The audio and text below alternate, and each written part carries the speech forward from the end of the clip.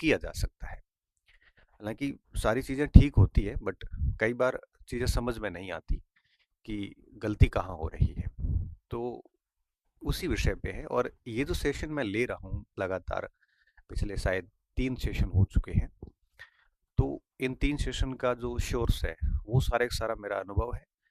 पूरा का पूरा अनुभव जनित है ये। इसमें कहीं पर भी कोई ऐसा नहीं है, किताबी बातें नहीं है। तो जो मैंने मेरे विद्यार्थी जीवन में या आज भी जो मैं अनुसरण किया है, मैं उसी विषय पे बात करता हूँ, उसी प्रकार से बात करता हूँ। आज हमारा जो विषय है वो है अभ्यास को लेके, प्रैक्टिस को लेके। कई बार स्टूडेंट इस संबंध में मेरे से बात करते हैं कि सर, अभ्यास कैसे किया जाए, और इसका महत्व क्या होता है। तो इसी चीज को लेके हम 4 प्रश्नों के जवाब ढूंढेंगे कि इसका सबसे पहले कि महत्व क्या है, अभ्यास क्यों जरूरी है। एक विद्यार्थी अगर अभ्यास नहीं करता है, तो आप मान के चलिए कि वहां तो वो पास नहीं होगा, और पास हो भी गया तो रैंक बहुत पीछे चली जाएगी। प्रैक्टिस बहुत ज्यादा जरूरी होती है। महत्व के संबंध में मैं सिर्फ इतना कह सकता हूँ कि जैसे आप तैराकी सीखना चाहते हैं, स्विमिंग सीखना चाहते हैं, आपने स्विमिंग के सारे रूल्स पढ़ लिए, क्या आप अच्छे तैराक बन सकते हैं? नहीं। रूल्स पढ़ने से आप तैराक नहीं बन सकते, आपको उतरना पड़ेगा। तैरने के लिए आपको स्विमिंग पूल में उतरना पड़ेगा, जलीय क्षेत्र में कूदना पड़ेगा, तभी आप तैराक बन सकते हो। और उसमें स्विमिंग पूल में भी आपकी जितनी ज़बरदस्त प्रैक्टिस होगी, जितना ज़बरदस्त अभ्यास होगा, उतने अच्छे आप तैराक बनेंगे। उसी तरह से जैसे आपको गाड़ी सीखनी है, और आप है वो गाड़ी सीखने के सारे रूल्स पढ़ लो कि क्लच दबाना है, गियर लगाना है, स्पीडोमीटर, प्लस टाइप से आप नहीं चला पाएंगे नियम सीखने के बाद। और आपको नियम पता भी नहीं होंगे कि कब क्लच करना, वैसे ड्राइवर को बैठते अपने आप पता चल जाता है। आप जब तक उस गाड़ी के ऊपर प्रैक्टिस नहीं करोगे, तब तक आप स्किल्ड नहीं होंगे, शार्प नहीं होंगे, आप गाड़ी नहीं चला पाएंगे, भले कितने नियम आपको आते हो। यही बात गेम्स पे लागू है। गेम्स के सारे नियम पढ़ लो, लेकिन वो आपको आएगा तभी जब आप प्रैक्टिस करोगे। यही बात पढ़ाई पे लागू है। आप कितने भी उपन्यास की भांति कितना भी पुस्तकें पढ़ लो, लेकिन जब तक उसकी ठोस प्रैक्टिस नहीं होगी, जब तक उसका तरीके से, सलीके से अभ्यास नहीं होगा, आप मान के चलिए कि आप अच्छे ड्राइवर, जिस तरह से ड्राइवर और स्विमर की जो मैंने उदाहरण दिया, आप एक अच्छे विद्यार्थी या यूं कहीं एक अच्छे अभ्यर्थी नहीं बन पाएंगे जो अच्छी तैयारी करके परीक्षा को पास कर ले। तो जो पढ़ा है उसको एग्जाम हॉल में ठीक से इम्प्लीमेंट करने के लिए आपका एग्जाम से पूर्व अच्छे तरीके से प्रैक्टिस होना जरूरी है।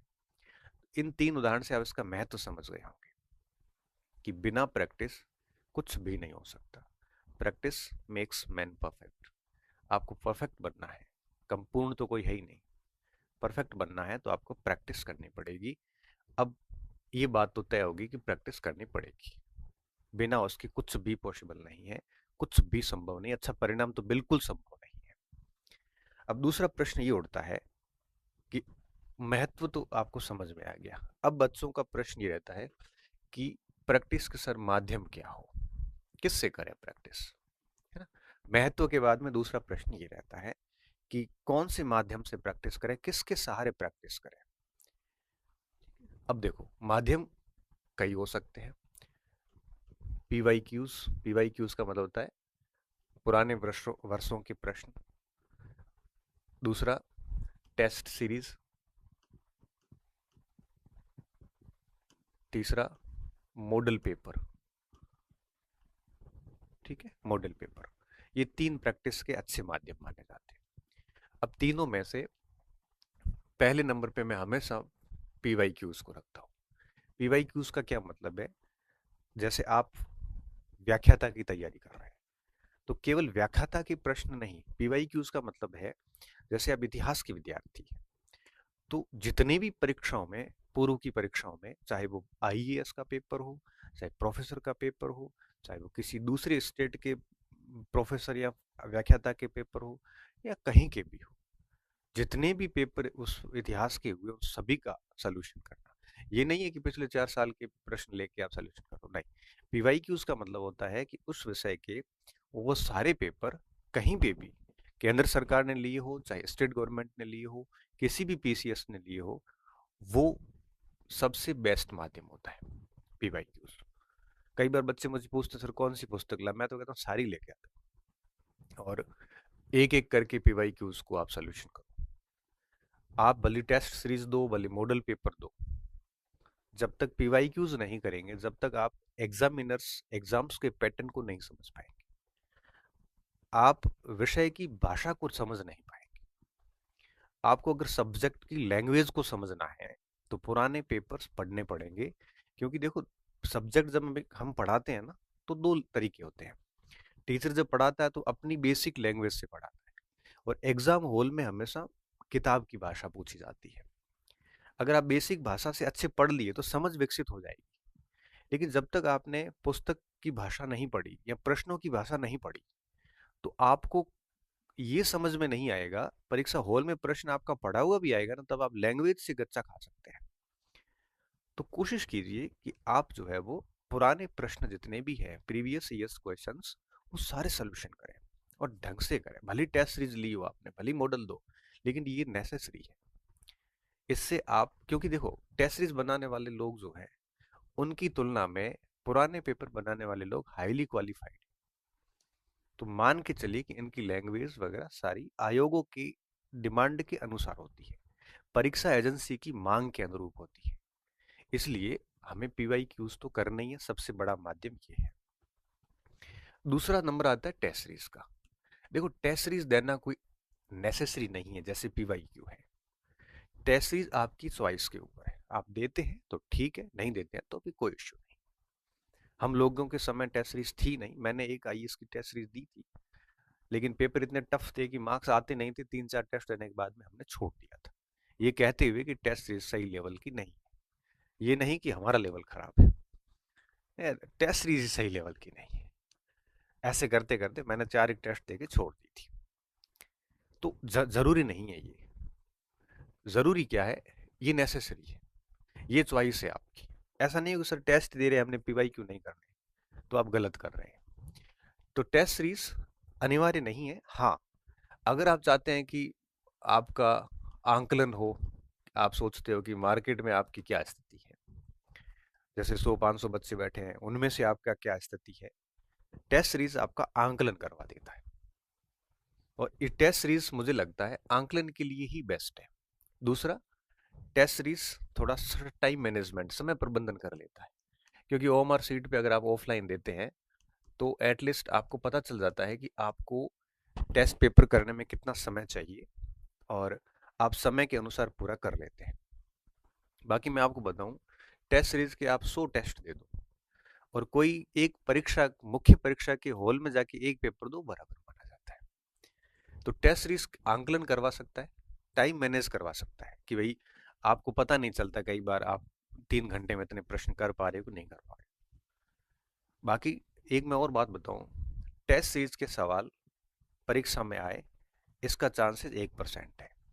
100 प्रश्नों में से एक आधा सवाल आ सकता है, 99 नहीं आएंगे। देखो, भली टेस्ट सीरीज हिस्ट्री पॉइंट की हो, चाहे सक्सेस पॉइंट की हो, चाहे भारत राजस्थान के विभिन्न कोचिंग संस्थानों की, आप अगर इस उद्देश्य से टेस्ट दे रहे हैं कि इसके सवाल परीक्षा में आएंगे, तो आप गलत हैं। टेस्ट सीरीज का उद्देश्य परीक्षा में हूबहू सवाल आना नहीं है, बल्कि इसका उद्देश्य सिर्फ इतना है कि उस टेस्ट में पार्टिसिपेट करने वाले स्टूडेंट्स में आपका लेवल कितना है। इसमें आपकी तैयारी का लेवल चेक हो जाता है और आपके साथियों में आपकी स्थिति क्या है इसका पता चल जाता है। बस, इससे अधिक टेस्ट सीरीज का कोई महत्व नहीं। इसलिए मैं कई बार कहता हूं कि टेस्ट सीरीज के स्कोर को, जो आपका स्कोर होता है, उसको आप मन और दिल पे मत लो। क्यों? क्योंकि एक एक क्योंकि टेस्ट सीरीज आपको पता है एक ही सब्जेक्ट के 40-40 टेस्ट लेते हैं, एक एक टॉपिक से कई बार 20-20 प्रश्न बनाने पड़ते हैं, तो स्वाभाविक है पेपर हार्ड बनते हैं। मेरी शिकायत भी आती है कि सर आपके पेपर हार्ड बनते हैं, मैं क्या करूं, ऑप्शन कुछ नहीं है। अब मुझे एक छोटे से टॉपिक, राजस्थान में कृषि, उससे 20% बनाने, तो हार्ड ही बनेंगे ना, क्या कर सकते हैं। तो हार्ड बने तो सबका स्कोर कम हो जाएगा ना, तो आपका तो आंकलन हो जाएगा आप साथियों में कहाँ स्टैंड कर रहे हैं। इसलिए मैं कहता हूँ इसका स्कोर को दिल पे नहीं लेना चाहिए, बस सोल्यूशन कर लो, साथियों से अपना आंकलन कर लो, और अपने साथियों में आप अगर 20वें स्थान पे हैं तो कोशिश करो कि आप आगे 15वें पे हो, कोशिश करो कि आप 10वें पे चले जाओ। धीरे धीरे अपनी रैंक को ठीक करने की कोशिश करो, आंकलन होता रहता है, इससे ज्यादा कुछ नहीं है। बाकी अगर आप ये सोचते हैं कि नहीं, ये मेंस परीक्षा में पेपर में प्रश्न आएंगे, तो बहुत गलत सोच रहे हैं आप। एक और बात, टेस्ट सीरीज के लेवल का और एजेंसी की परीक्षा के लेवल का, चाहे आयोग हो, चाहे आरएमएसपी हो, चाहे यूपीएससी, कोई लेवल मैच नहीं करता। क्यों? क्योंकि देखो, हम जो टेस्ट बनाते हैं, हमारे जो लोग हैं, ये कितना भी बना दे, आरपीएससी के लेवल को मैच नहीं कर पाता। और आरएमएस भी है, उसके लेवल को भी मैच नहीं कर पाता, क्योंकि वो लेवल बहुत कम है, टेस्ट सीरीज का लेवल बहुत हार्ड रहता है। तो तीसरा, कोचिंग सेंटर्स वगैरह जो होते हैं, हम लोग भी जनरली हम हमारे सोर्सेस का यूज लेते हैं। अब जरूरी नहीं कि आरपीएससी और आरएमएस भी आपकी हमारी सोर्स के अनुसार पेपर बनाए। तो थोड़ा सा टेस्ट सीरीज का रहता है कि टेस्ट सीरीज का और आयोग का या आरएमएसबी का आपस में बहुत अच्छा रिलेशन है नहीं। इसलिए मैं कह रहा हूँ कि इसको आप केवल और केवल समय प्रबंधन और आंकलन के उद्देश्य से दे सकते हैं, और बाकी थोड़ा बहुत अभ्यास हो जाता है, इस बहाने थोड़ा सा आपका शेड्यूल बन जाता है। इससे ज़्यादा इसका कोई फायदा नहीं है। बाकी स्कोर, पेपर में सवाल आना करना, ये